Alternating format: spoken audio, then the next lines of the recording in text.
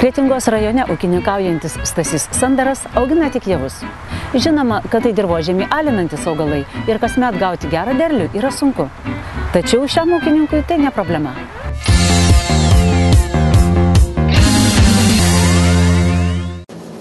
Nors javapjūtė jau pasibaigusi, tačiau netoli Kretingos esančiame Stasio Sandaro ūkyje prieš kelias dienas buvo pats darbymetis. Rudeniniai sėjai reikia paruošti apie 60 tonų sėklos. Sėsim 250 hektarų, 100 hektarų kvietrugių ir 150 žieminių kviečių. Ūkininkai visą sėklą ruošia patys. Kasmet perka antro atsėlio sertifikuotą sėklą, o paskui daugina ir apsėja visus 500 hektarų javais. Sėklos paruošimas atsakingas darbas, tačiau ūkyje dirba visa Stasio šeima, tad darbo kokybė dirbant savo visada tik geriausia. Daug frakcijų skiria valomoje, ar ne? Tai grūdai labai švarus atrodo. Nu, čia yra dar nuo tarybinių laikų valomoji Petkus elektra, kuri yra pagaminta Vokietijos buvusiai demokratinėje respublikoje. Nu, jos pakol kas kokybė labai net pranoksta dabartinės mašinas. Gera darbo kokybė vilioja ir kaimynus ūkininkus. Sandarų ūkyje ruošiama sėkla ir daugeliui netoliese ūkininkaujančiųjų. Jo labiau, kad čia pat sėkla ir išbeicuojama.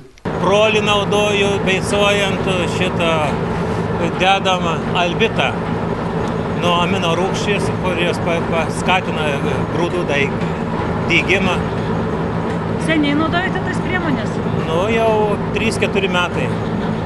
Tai jeigu nemetat, pasiteisino vadinasi? Taip, pasėliai, derliai didėja pastoviai. Na, mes pasirinkom ekonomiškus ir iš tikrųjų efektyvius priedus prie beicuojant sėklą. Tai, galime sakyti, produktui tapo tradicija. Visų pirma, panaudojame albit. Tai yra beico stiprintojas. Ypatingai jis pastiprina beico poveikį prieš lygų sukėlėjus. Patys svarbiausias tai yra pastebėtas jau mokslininkų ištirtas ir patikrintas efektyvus poveikis albito prieš pavasarinį pelėsį. Tai mes dėl to panaudojom šį produktą prie beico. Ir antras variantas buvo, ką pasirinkom, tai labai ekonomišką produktą prolis, tai yra išgryninta laisvoji amino rūgštis prolinas. Jis yra atsakingas už vandens apykaitą, ko pasekoje turėtų greičiau subrinkti ir sudygti sėklą, turėtų būti staigesnis sudygimas. Ir tuo pačiu prolinas jisai skatina tam tikrų medžiagų sintezę, kurios šitos medžiagos įtakoja didesnį šakniaplaukių susiformavimą šaknų sistemoje. Ir tuo pačiu, kaip žinome, prolinas tai yra pati svarbiausia amino rūgštis prieš žiemojimą, prieš bet kokį stresą, prieš sausrą, prieš šalčius. Daugiausiai atsėliojam, dėl to taikom šitą ražienas, šiaudus, apdorojama mageroliu jau šitą 4-5 metai. Žemės struktūra pagerėjo, daugiau jau ir sliekų atsirado daugiau, humuso padidėjo kiekis ir daug valstybių, kurie atsėlioja ir aš tos derlius pastovius gaunu. Didelis ūkininko dėmesys dirvožemiui iš dalies pateisina atseliavimą, leidžia užauginti gerą derlių. Tačiau Stasys Sandaras neketina apsiriboti biologinėmis priemonėmis. Jo manymu, vertėtų technologijose naudojant biologinės priemonės kartu derinti ir į sėjomainą įterpti tarpinius augalus. Planuose yra sėti tarpinės kultūras po derliaus nuėmimo iki spalio, lapkričio mėnesį, kad dar galėtume aparti vykius visokius. Šitą yra tokie žolės, kurios baldyminiai augalai. Ūkininkas ir dabar augina apie 60 hektarų žirnių. Kasmet keičiant plotus, žemė šiek tiek pailsi nuo javų, o poilsio ir dėmesio vakarų Lietuvos žemei reikia. Rūgštingumas žemas, todėl kasmet reikia kalkinti laukus. Hektarui apie 300 kg kalkių išberiama. Statesniuose šlaituose ir erozija pasitaiko. Todėl ūkininkas jau 5 metai nearia, o tik kelis kartus išdirba skutiku. Dirva išties puri, struktūringa, labai patogus guolis sėklai turėtų būti.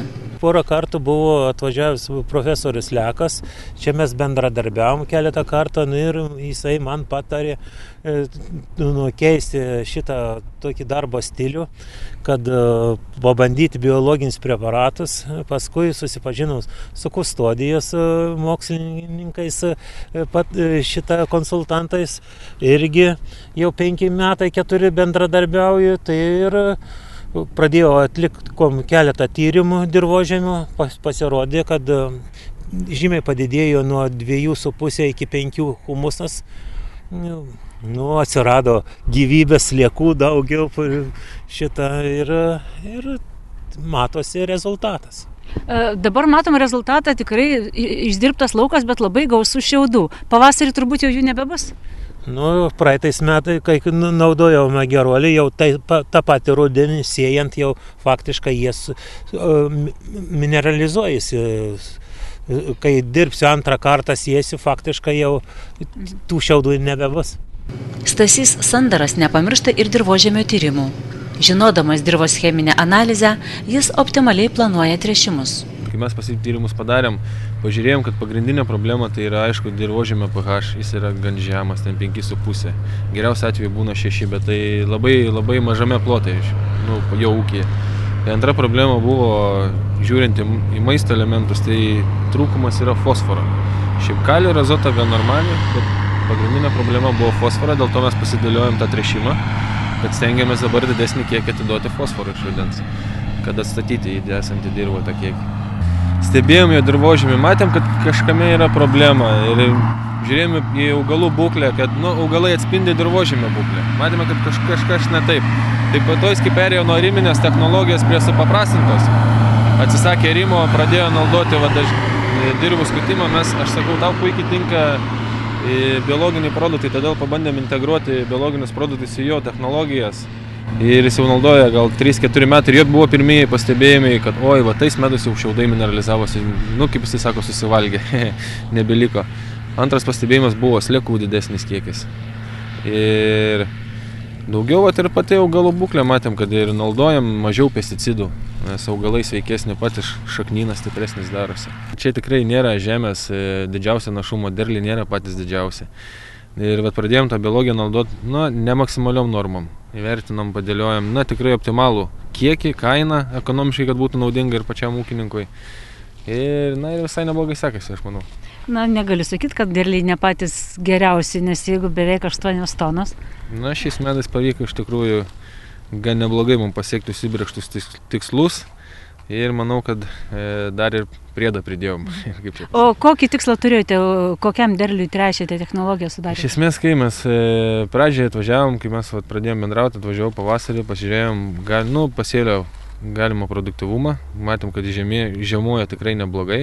Šiek tiek kilstelėjom azoto tręšimą, azoto normą, padėlėjom tos purškimėlius. Mes planavom tikrai ant 6-7 tonų maksimum, bet žiūrim, kad šiais metais išėjo gan tikrai neblogai. Čia aišku ir meteorologinės sąlygos padėjo, nors ir buvo sausra užpuolusi.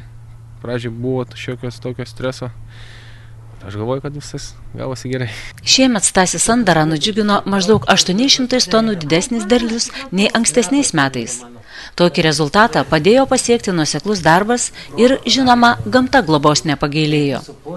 Iki spalio pabaigos darbai dar bus vys, tačiau vėliau 3-4 mėnesiai bus ūkininkams laisvesni. Tada ir apie poilsį bus galima pagalvoti.